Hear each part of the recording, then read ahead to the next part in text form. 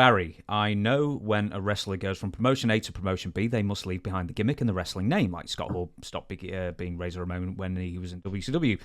Does that include their finishing move, which we know it doesn't? But or is it just a move that something cannot be trademarked? And also, is there a finishing move that Dutch saw and that he wished a modern wrestler would use? What are his favourite finishing maneuvers? Well, I don't necessarily see a finishing move is good for a baby face. Heels have them now. But see, wrestling today is so much different than it was 30 years ago because it's advanced, especially the production techniques. And what was the first question he asked? Can you trademark a move? Well, you can, I guess. I don't know how you'd enforce that. And you can't take a name, but you could before. Back in the day, you had one name and you took it everywhere. Nobody owned it because nobody claimed it because we didn't even know about that stuff. When you got to WWE, they trademarked the names and you couldn't take it anywhere else. Because say I was Zeb Colter there, I can't even use Zeb Colter today. I can use formerly known as Zeb Colter or AKA Zeb Colter, but I can't really advertise myself. I don't think they'd say anything, but legally, I don't have a right to the name because they own it. It's their intellectual property, they say, and so they own that. With the finishes, were there any finishes maybe 70s, 80s that were more prevalent that no one uses today and you wonder, or maybe just a move that you really loved back in the day in the territories that no one uses anymore? No, not really. I'll tell you what you don't see anymore. It's called a bill.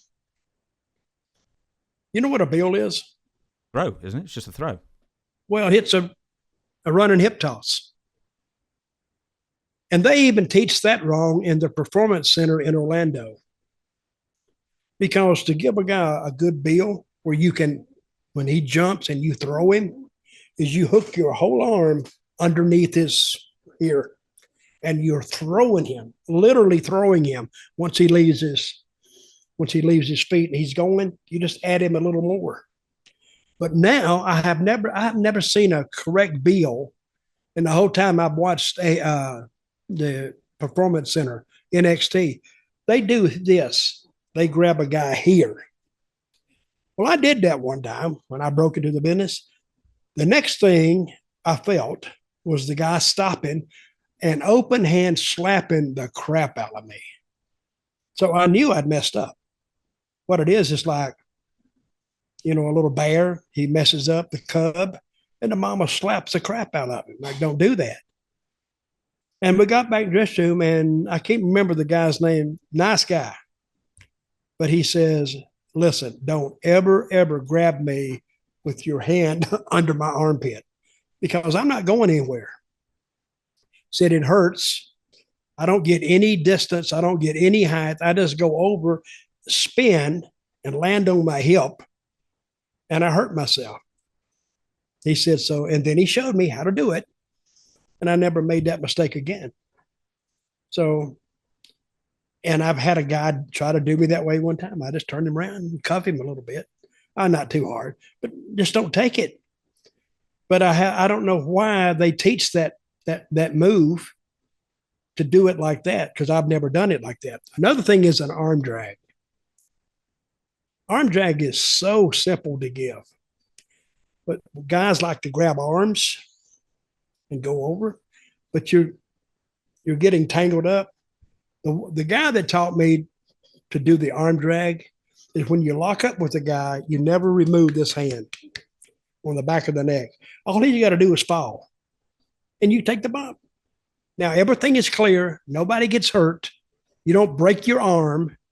I mean, a bad mat won't hurt you because a lot of guys have given the move and the mat be a little bit loose.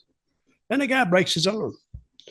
Now, if I could fix anything at NXT, I would fix that. I don't know who teaches that. But these are guys who supposedly know how to work. They may know, but you don't see a lot of arm drags or bills anymore in WWE or AEW or anywhere.